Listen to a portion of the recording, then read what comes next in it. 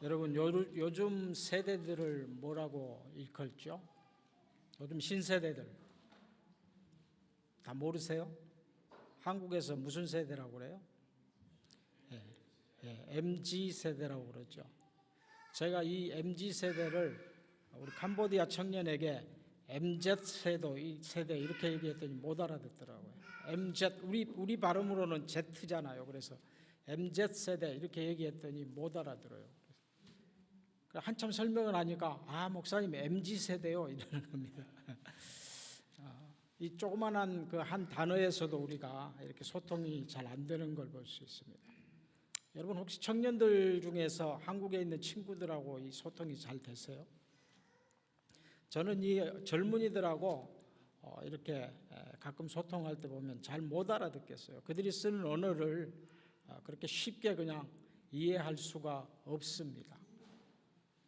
아마 여기에 오래 사신 청년들 그런 것들을 공감할 수 있으리라고 생각이 됩니다. 이 다른 분이 하는 어떤 얘기들, 메시지들 이거를 그 말하는 사람의 의도를 100% 우리가 이해하고 또 이렇게 공감하기는 참 어려운 것 같아요. 때로는 오해하기도 하고 그러한 오해가 생김으로 인해서 많은 갈등들이 발생하고 이렇게 되는 것 같습니다. 여러분 저는 이제 카톡이나 이런 게 오면 아주 제가 공감하면 100% 공감하거나 아주 고맙게 생각되면은 하트를 누릅니다. 여러분 어떠세요? 그냥 엄지척 이거 누르십니까? 하트를 누르십니까? 제가 이 하트를 누르는 이유는 뭐냐면 우리 영어 표현에 I love it 이게 있잖아요. 좋아요. 너무 공감합니다. 좋습니다. 이럴 때 우리가 그런 표현 쓰잖아요. 거기에서 비롯됐는지 모르지만 어느 날부터 제가 계속 이 엄지척 대신에 이 하트를 계속 누르는 것을 발견하게 됐습니다. 어떤 자매가요 저보고 그런 얘기를 했어요. 목사님 왜 자꾸 하트를 보내세요? 그거는 무슨 얘기예요? 제 의도를 100% 이해하지 못했다는 얘기예요. 제가 뭐 사랑을 고백해서 하트를 보내겠습니까? 그건 아니잖아요. 네? 참 그 보낸 메시지에서 내가 100% 공감합니다. 내 마음이 너무 흡족합니다. 뭐 이런 의미로 보내는 건데 상대방은 그 의미를 잘못 이해할 수가 있습니다. 여러분 하나님의 말씀도 그렇습니다. 우리가 하나님의 말씀을 어떻게 잘 100% 해석할 수 있겠습니까? 오늘 이 아브라함은 이 하나님께서 아브라함을 찾아오셔서 아브라함에게 말씀하시고 약속하시고 명령하신 이 하나님의 의도를 100% 이해했다. 저는 그렇게 판단이 되어집니다. 그렇기 때문에 4절에 이에 아브라함이 이에 하나님께서 찾아오시고 아비 친척집을 떠나서 내가 지시하는 땅으로 가라고 명령하시고 그리고 아브라함을 축복하시고 복을 주시겠다고 약속하신 이러한 모든 것들을 이에 아브라함이 이 여호와의 말씀을 듣고 이 말씀을 따라갔다. 순종하였다. 이렇게 기록하고 있습니다. 이 순종에는요. 아브라함이 하나님의 의도를 하나님이 무엇을 말씀하시는가 무엇을 명령하셨는가 하는 것을 100% 이해했다라는 전제가 주어지는 것입니다. 그래서 히브리서 11장 8절에 보면 이렇게 기록하고 있어요.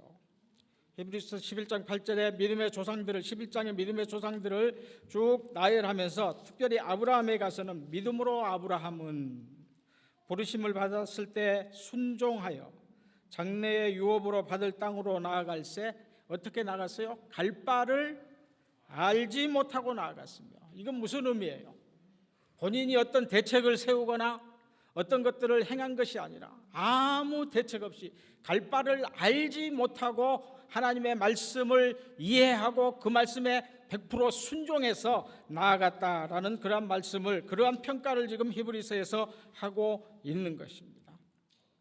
그래서 아브라함은 10절에 보면 이는 그가 하나님이 계획하시고 지으실 터가 있는 성을 바랐음이라 이렇게 평가하고 있습니다.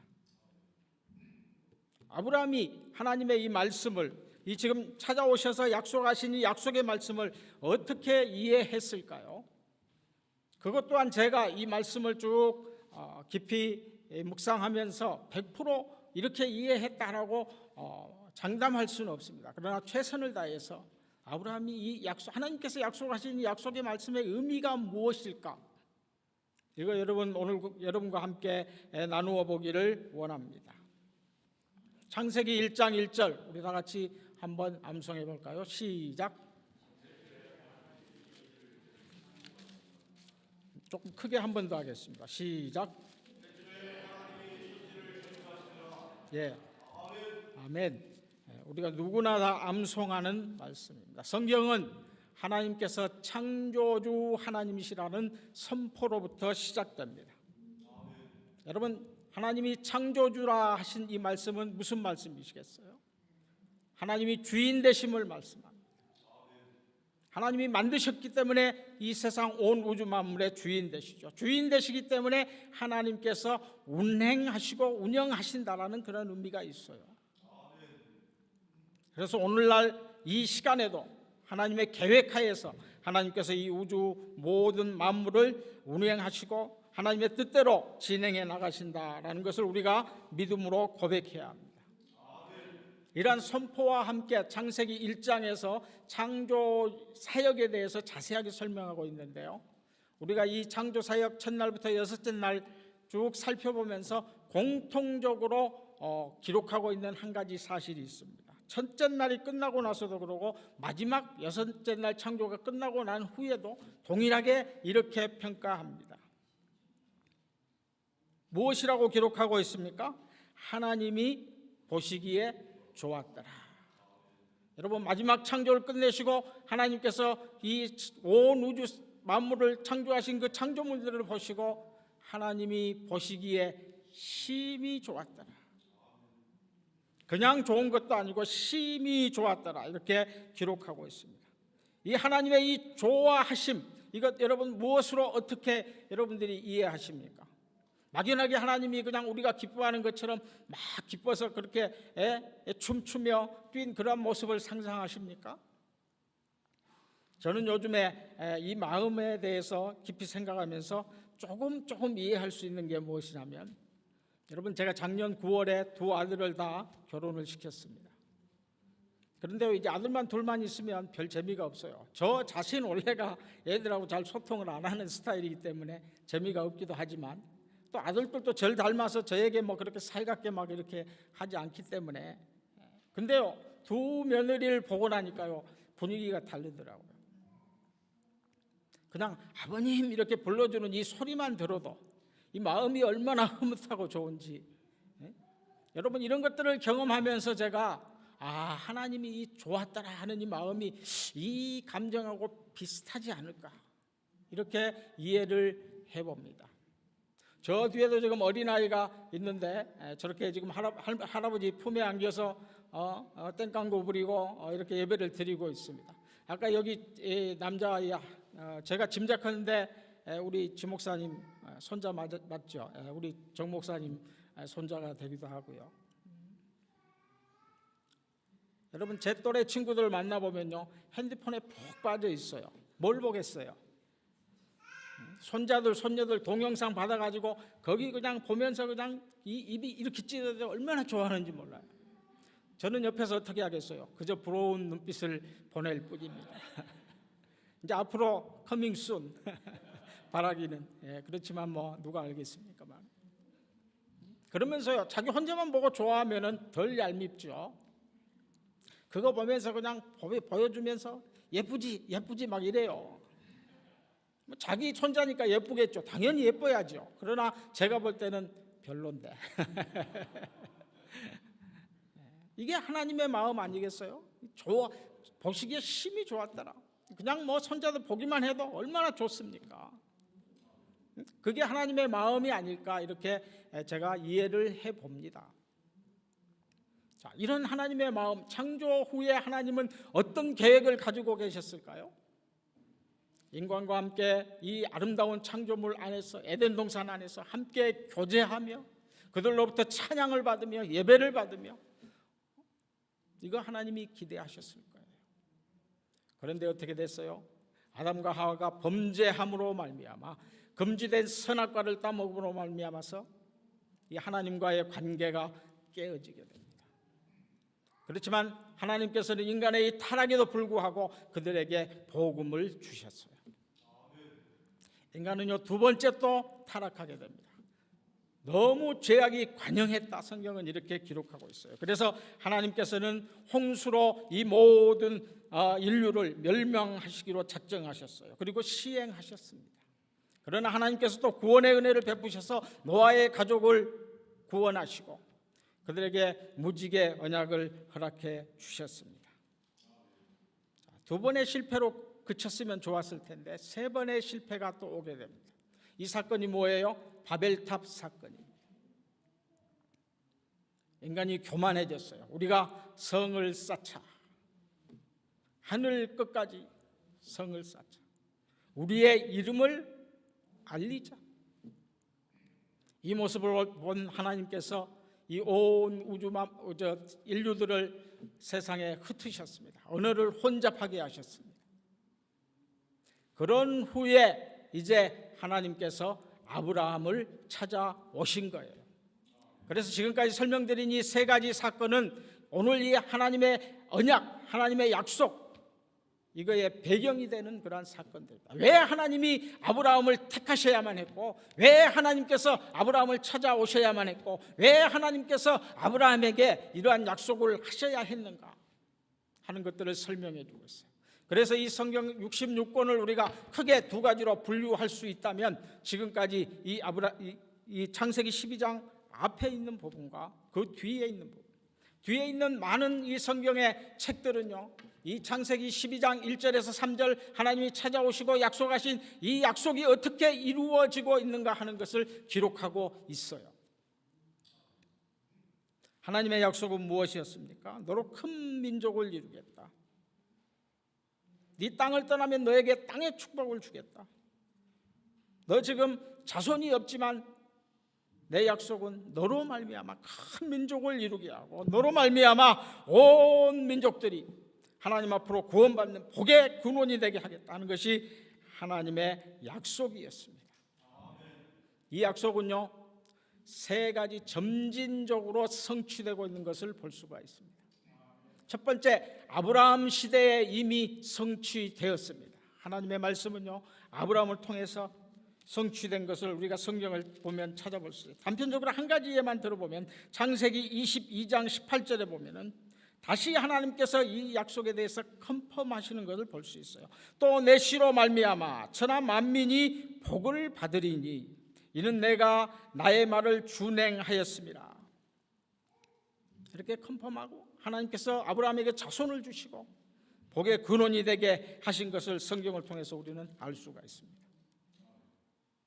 그리고 점진적으로 예수 그리스도를 보내셔서 구원의 길을, 구원의 문을 활짝 여셨어요. 하나님이 세상을 이처럼 사랑하사 독생자 예수 그리스도를 보내주시고 그를 십자가에 못 박으시고 부활시키셔서 우리가 예수 그리스도를 우리의 구주로 믿음으로 고백만 하면 하나님 나라 백성 될 수 있도록 아브라함의 자손을 통해서 모든 민족이 주 앞으로 돌아올 수 있는, 하나님 앞으로 돌아올 수 있는 그러한 길을 활짝 열어주셨다는 사실, 이 성경이 기록하고 있는 것입니다. 뿐만 아니라 장래에 하나님께서 어떻게 일하실 것인가, 어떻게 이 하나님의 꿈을, 하나님의 계획을, 하나님의 목표를 이루어 나갈 것인가 하는 것을 성경이 계시록을 통해서 우리에게 기록하고 있다는 사실입니다. 여러분, 하나님의 이 약속의 사실은 우리가 세 가지로 볼 수가 있습니다. 첫 번째, 이 하나님의 약속은요, 우리에게, 모든 민족에게 구원을 주신다. 지금까지 설명드린 말씀입니다.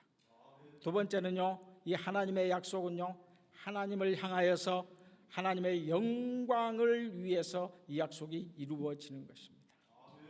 하나님께서 모든 민족을 다 하나님 앞으로 불러 모아 주시고 하는 일이 무엇이에요? 여러분, 요한계시록에 보면 이러한 천국의 모습을, 이러한 마지막 날의 모습을 우리에게 계시해 주고 있는 걸 볼 수 있어요.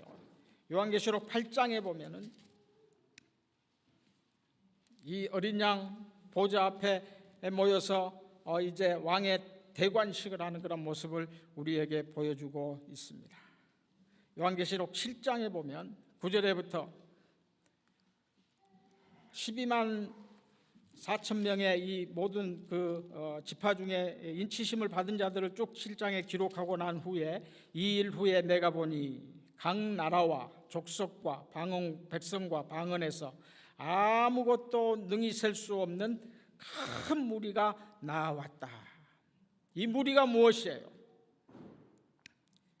이 무리가 하나님 앞에 나아온 구원받은 하나님의 백성들이에요. 아브라함의 복으로 말미암아 이제 하나님께 나온 모든 민족을 말하는 것이에요. 이 모든 민족이 능히 셀 수 없는 큰 무리가 나와서 한 일이 무엇이에요? 예수 그리스도의 보좌 앞에서, 어린 양 앞에서 종려나무 가지를 들고 하나님을 찬양하는 그런 모습을 그리고 있습니다. 큰 소리로 무리가 외쳐서 구원하심이 보좌에 앉으신 우리 하나님과 어린 양에게 있도다.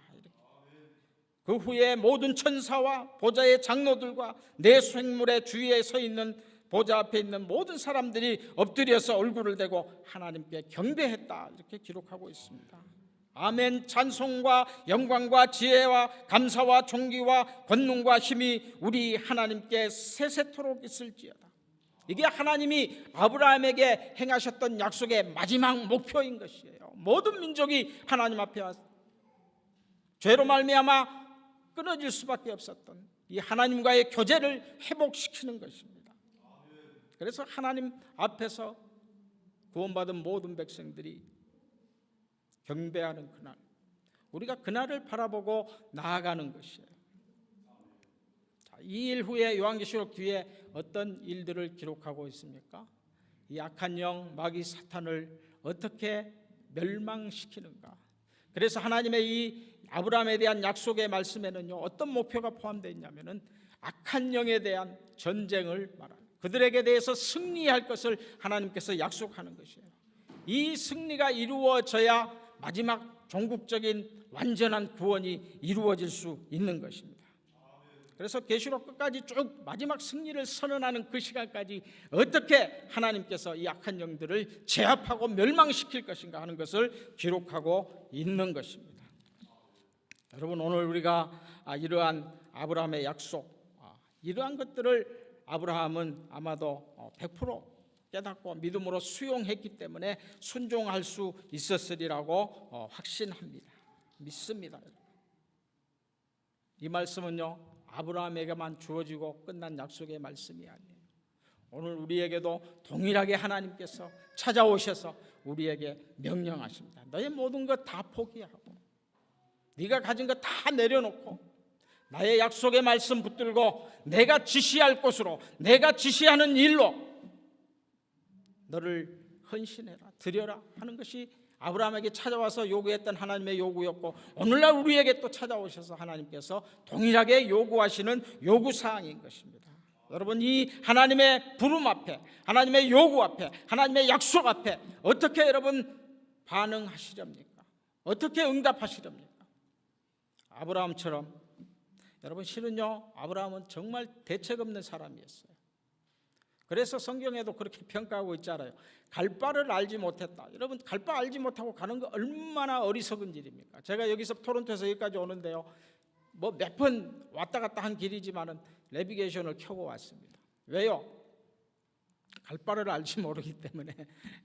잘못 빠지면은 뭐 시간이 오는 길에 이게 하이웨이에 공사가 있었습니다. 그리고 공사 끝날 부분쯤에 아마 사고가 있었던 것 같아요. 그래서 차가 안 빠지는 거예요. 한 30km 전에 옆으로 이제 내비게이션이 빠지라고 그래서 빠졌어요. 근데 저희 아내가 옆에 있다가 이렇게 돌아가야 되는데 로타를 돌아서 다시 하이웨이로 들어가야 되는데 그렇게 지시를 하고 있대요. 근데 제가 그걸 잠시 무시했습니다. 왜냐하면 제 생각에는 여기서 빠져서 그냥 쭉 올라와 가지고 이렇게 오면 되겠다 이렇게 생각을 했어요. 근데 아차 싶더라고요. 아직 30km나 남았는데 쭉 올라가면 다시 이렇게 런던 쪽으로 향하는 길이 있을까? 이 생각을 하니까요, 빨리 돌아야 되겠구나. 그래서 그냥 바로 유턴을 했습니다. 그래가지고 내비게이션이 지시하는 대로 이렇게 해서 거의 이제 사고 끝나는 무렵에 그냥 빠지니까 차가 뻥 뚫려 있더라고요. 그렇게 해서 시간 안 놓고 무사히 잘 올 수 있었습니다. 이처럼 갈 바를 알고 가면 실수가 덜한데, 정말 대책 없이 갈 바를 알지 못하고 가면 어떻게 되겠어요? 근데요, 아브라함은 갈 바를 알지 못하고 대책 없는 그러한 사람으로 행동한 걸 볼 수 있습니다. 왜 그럴까요? 그에게 하나님께서 인도하신다는 확신이 있어서 하나님께 해답이 있었고 하나님께 대책이 있었기 때문에 그런 겁니다.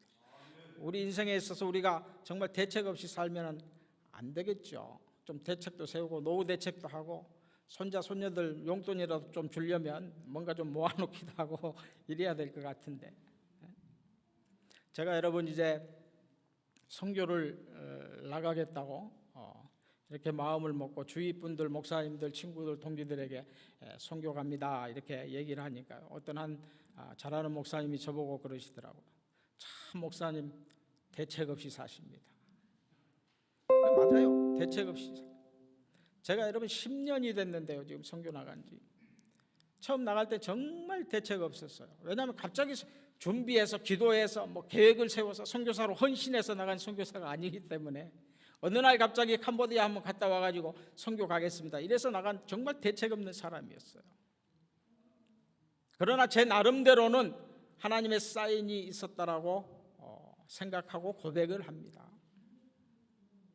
그래서 하나님께서 이 사인을 보내시니까 즉각 반응하니까 10년 동안요, 정말 제가 제 능력으로는 이게 감당이 안 되는 일들을 그래도 감당하고 있죠. 그 하나님이 하신 거예요. 저는 누구에게도 고백합니다. 제가 똑똑해서, 제가 잘나서, 제가 능력이 있어서 이런 일들을 하는 것이 아니고 하나님이 하셨기 때문에, 그리고 제가 대책이 없었기 때문에 이루어졌다 이렇게 생각합니다. 여러분 10년 전에 나가면서 정말 한 군데도 이렇게 후원 조성이 안 돼 있는데 저는 뭐 그냥 뭐 대책 없이 나갔지만 하나님이 대책을 다 세우셨더라고요. 그래서 주변에 또 좋으신 분들이 그냥 열심히, 저보다 더 열심히 어떻게든지 후원 하나 이렇게 연결해 주려고, 스승 되신 목사님이, 또 주변의 동기들이 얼마나 노력을 했는지 몰라요. 저는 오히려 편안했어요. 그런데 그렇게 노력을 해서 이 사역이 지금 10년 동안 이루어지고 있습니다. 대부분 여러분들이 다 어떤 사역을 하는지 아시기 때문에. 제가 치과 의사는 아닙니다.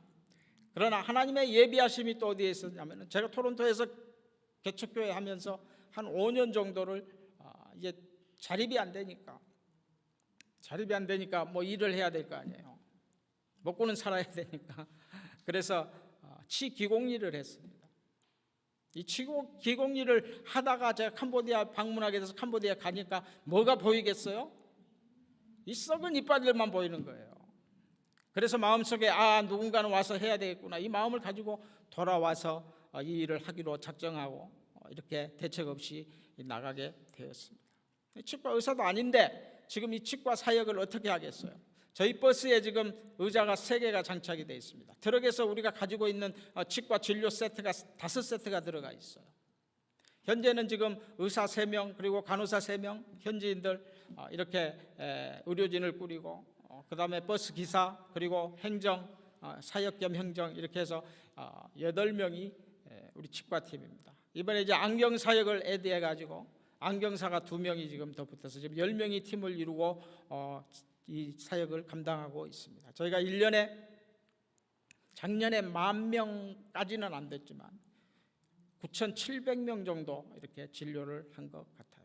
뭐 수가 중요한 건 아니지만 하여튼 열심히, 저는 별로 열심히 안 하는데 우리 팀들이 얼마나 열심히 하는지 몰라요.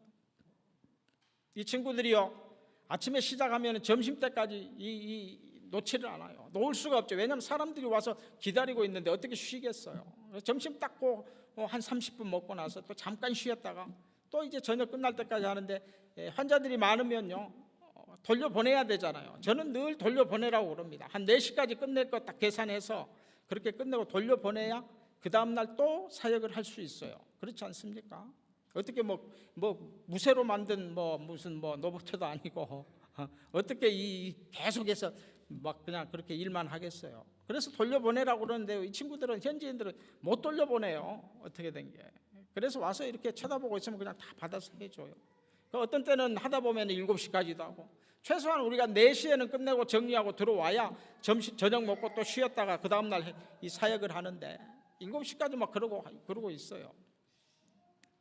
그렇게 열심히 하니까 1년에 10,000명 정도의 환자를 볼 수가 있지 않겠습니까? 저희가 이제 의료 사역이기 때문에 여러분 그냥 할 수 없어서 보건부와 이렇게 협력을 해야 합니다. 허락을 받고 해야 하기 때문에. 그래서 저희가 이제 국제 NGO로 등록을 하고 활동을 하고 있습니다. 이제 NGO 활동을 하다 보니까 또 주변에 또 할 일들이 많이 보여요. 그래서 저희 사역은, 치과 사역은 이렇게 해서 진료를 하는데, 지금은 시스템이 어떻게 되어 있느냐 하면은 굿네이버스라는 큰 단체 있죠. 거기에 이제 1월부터 3월까지는 캄보디아 굿네이버스가 2만 명 넘게 아동들을 케어하고 있습니다. 그래서 그 사업장이 6군데가 있어요. 캄보디아 전역에 걸쳐서. 그래서 이 6군데 사업장을 우리가 2주씩, 한 사역장 2주씩 12주를 들어갑니다. 1월부터 3월까지. 이거는 굿네이버스와 협력 사역이죠. 그리고 난 후에는 저희가 이제 30곳의 선교사님들과 협약을 했어요. 그래서 30곳의 사역지에 우리가 매년 그때 되면 들어가게 이렇게 시스템을 만들었습니다. 그래서 30명의 선교사님들을 돕는 그러한 사역들을 하고 있습니다. 이 치과 사역이 돕는 사역이다 보니까 NGO 사역에서 이제 물품을 한국에서 지원받아서 또 이렇게 선교사님들에게 나누어지는 그러한 물품 지원 사업도 하고 있고요. 또 이게 이동, 저희 컨셉이 이동이잖아요. 이동이어서 이동 도서관 사업도 깜봉스푸주의 주립 도서관과 협력해서 또 이렇게 학교를 선정해서 매일 한 주에 한 번씩 5개 학교를 지금 들어가고 있는데요. 이런 사역도 하고 있습니다. 그 외에 이제 조그마한 사업들, 생리대 지원 사업이나 이런 사업들을 하고 있습니다. 이번에는 저희가 이제 그동안 3년 전부터 준비해왔던 이 안경 사역을 이제 본격적으로 시작하려고 안경을 위해서 25인 승버스가 지금 프놈펜에 또 도착해 있습니다. 그래서 이제 제가 돌아가면 이 버스에 이제 안경점을 또 셋업을 하고 준비된 2명의 안경사와 함께 또 이렇게 함께 안경을 맞춰주는, 이게 안과는 아닙니다. 그것만 해서 이제 같이 들어가서 안경을 만들어주는, 그 자리에서 제작해주는 그러한 일들을 계획하고 지금 준비하고 있습니다. 여러분, 5년 전부터 이 굿네이버스하고 같이 저희가 사역하면서 똠네사 포수라는 그러한 큰 호수가 캄보디아에 가면 있습니다. 여러분, 캄보디아 시엠립을 방문하면 이 똠네사 포수로 꼭 들어가서 관광을 하게 되어 있습니다. 거기에 큰 수상 마을이 있는데요. 거기는 베트남 마을이 하나가 있고요. 그 외에 이제 구석구석에 캄보디아 사람들이 모여 있는 수상 마을들이 있습니다. 이건 어떤 마을이냐면은 폴포츠 때 다 죽이잖아요. 공산 조건이 들어와서 사람들을 잡아서 죽일 때, 지식인들을 막 학살할 때 다 안 죽기 위해서 구석으로 숨어 들어간 사람들이 아직도 그곳에서 나오지 않고 수상 마을에서 그렇게 살고 있는 그런 마을들이 굉장히 많이 있어요. 메콩강 줄기에는 많은 베트남 난민들이 올라와서 또 수상 마을을 이루고 살고 있는 그런 지역들이 있습니다. 그래서 그곳에 우리가 5년째 굿네이버스 때문에, 거기에 굿네이버스 사업장이 있기 때문에 거기 들어서 5년째 진료를 하면서 그곳에 이제 그 선교사님이 2군데, 여자 선교사님 2군데 지금 교회를 하고 계십니다. 그래서 그 선교사를 만났는데 5년 전에 만났을 때 저보고 이곳에 정말 진료소가 필요합니다, 이런 말씀을 하셨어요. 그때 제가 대답을 못했어요. 왜냐하면 능력을 알기 때문에 진료소를 거기에 어떻게 세웁니까? 그래서 그냥 하기 쉬운 대답으로 기도해 보겠습니다. 그렇게 말했던 게 얼마나 제가 미안한지 몰라요. 어쨌든 기도해 보겠습니다. 그렇게 하고 마음에 늘 품고 만날 때마다 그 얘기를 하셔서 부담이 있었는데, 그곳에 이제 우리가 사역이 정말 타당한가 이걸 좀 조사하기 위해서 쪽배를 타고 저와 이제 우리 행정보는 사역자와 같이 구석구석을 다니면서 인구 조사를 했더니 전체를 다 할 수는 없죠. 저 시엠립 부근을 중심으로 해서 이렇게 조사를 했더니 인구가 3만 5천 명 정도 돼요. 그 정도 되면은 조금 해야 되지 않을까 이 생각이 들었습니다. 그래서 이번에 조그만한 목선을 하나 구입을 하게 되었습니다. 이것도 이제 이번에 돌아가면은 그 목선에 또 치과 장비를 집어넣고 셋업을 해서 이제 한 팀을 더 꾸려야 하는 그런 상황입니다. 이거 지금 우리가 버스를 가지고 사역하는 그 사역에 들어가는 소요되는 그 경비만큼 요 배 사역도 그 정도가 있어야 돼요. 그러니까 제가 대책을 세우면 할 수 없는 사역입니다. 제가 왜 5년 동안 이걸 딜레이를 계속 시켰겠어요? 그 이유는 대책을 세우려고 하다 보니까 이 대책이 안 서는 거예요. 누가 이거 돈을 주겠어요? 매달 10,000불 이상씩 써야 되는데 이거 어디서 자금을 갖다가 이 사역을 하겠습니까? 그래서 이 대책에 그냥 전전긍긍하고 끙끙거리다 보니까 이걸 못했어요. 백값은요 벌써 한국교회 어느 장로님 가정에서 헌금을 해 놓았어요. 근데 이 한 3년 전에 헌금이 들어왔는데 3년을 이 배를 못 사고 있었는데 이번에는요 제가 얼핏 든 생각이 뭐냐면 이 대책을 세우니까 안 되는구나. 처음 들어갈 때 내가 대책 없는 선교사로 들어갔는데 지금 이제 10년이 지나서 그나마 이제 사업이 안정되고 여러 가지 뭐 사역들이 이렇게 잘 돌아가고 있으니까 이제 내가 이제 얄팍한 이 생각을 가지고 대책을 세우고 앉아 있구나. 이 생각을 하게 됐어요. 그래서 앞으로 남은 이제 한 10년 정도 더 사역한다고 생각하면 남은 10년도 하나님이 인도하셨듯이 인도해 주실 것이라는 것을 믿고 이제 대책 세우지 말고 나가자. 이 생각을 하고 배를 구입해야 되겠다 이렇게 생각을 했는데요. 여러분 감사하게도 하나님이 또 대책을 세워 놓으셨어요. 배 가격이 이 목선이 한 50명 정도 타는 그런 조그마한 목선인데요. 이 코로나 이전에는 그 가격이 얼마였냐면은 한 3만 불 정도 중고 배를 사도 3만 불 정도 줘야 사요. 근데 작년에 제가 이제 수상마을 들어가니까 거기에 있는 그 우리가 늘 배를 사용하는 그 선장이요 저보고 자꾸 배를 사래요. 야, 우리 돈이 없어 못 산다. 자꾸 사래. 그래서 왜 자꾸 보채냐 그랬더니 코로나 전에 이 선주들이 은행에서 돈을 구워가지고 이거를 사놨는데 코로나로 관광객들이 안 들어오니까 3년 동안 은행빚만 계속 갖고 있으니까 이제 더 이상 가지고 있을 수 없는 상황에 와가지고 배가 한 5척 정도 이상이 나와 있더라고요. 근데 가격이요 반보다 안 돼요. 15,000불을 밑으로 이렇게 가격이 나와 있어요. 그래서 헌금 들어온 거 가지고 그냥 사면 되겠구나 이 생각이 들어서 대책 없이 그냥 샀습니다. 12,300불 주고 샀어요 배를. 그리고 지금 이제 세워놓고 있는데 이번에 이제 들어가면 잘 또 정비해가지고 또 진료를 할 수 있도록 그렇게 기도하면서 이 사업은요 그냥 어디서 그냥 교회에 막 이렇게 후원 이제 제 후원이 맥시멈이에요. 제가 판단할 때는 물론 하나님이 일하시면 더 뭐 들어오겠지만 이제 더 이상 어디에 비빌 언덕이 없어요. 제 인간적인 계산에는.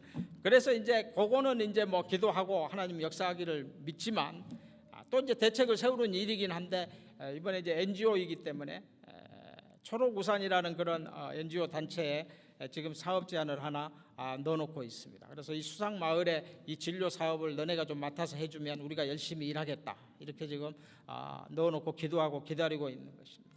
여러분 이 일을 위해서도 기도해 주시고 그래서 사역들이 지금 이제 이 버스 하나 운영하는 그런 사업에서 이제 배하고 안경버스까지 운영해야 될 그러한 사업으로 확장되어 있습니다. 대책 세우면 할 수가 없습니다. 아브라함처럼 대책 없이 나가려고 합니다. 여러분 이 대책 없는 것을 대책으로 만들 수 있는 길은 무엇입니까? 여러분의 기도입니다. 여러분이 지금까지 기도해 주셨습니다. 그 기도의 힘으로 말미암아서 선교지가 저의 선교지뿐만 아니라 어느 선교사님들이든 다 똑같은 고백을 와서 할 겁니다. 제 힘으로 제 능력으로 하려면은요 안 돼요. 그러나 뒤에서 기도해주고 만날 때마다 기도해주고 하는 이러한 후방에서 지원하는 많은 교회들이 있기 때문에 선교사들이 이 사역들을 감당할 수 있는 줄로 믿습니다. 여러분 기도해 주시고 또 더 내년이나 후년에 와서 또 여러분들에게 보고하고 말씀 전할 때는 더 기쁨의 소식 우리 배가 잘 되고 있습니다 하는 이런 소식들을 전할 수 있는 그날이 올 수 있도록 여러분들이 함께 힘 모아서 기도해 주시기를 바랍니다. 제가 지난번에도 말씀드렸죠. 제 이름 여러분 그냥 이렇게 발음하려면 힘들어요. 그러니까 일부러 발음하려고 하지 말고 병설유치원 이렇게 생각하시면 됩니다. 절대 안 잊어버려요. 이 병설유치원을 위해서 여러분 우리 사역을 위해서 이게 우리 사역이지만 여러분의 사역입니다. 우리 모두는 선교사예요. 아브라함에게 명령하신 하나님의 이 명령이 동일하게 우리 모두에게 주어진 것입니다. 여러분 이 선교적인 명령 하나님의 목표 마지막 그 하나님의 모든 민족에게 복 주시겠다는 그 목표를 위해서 하나님께서 오늘 여러분들을 이 자리에 부르신 줄로 믿으시기 바랍니다. 기도하겠습니다.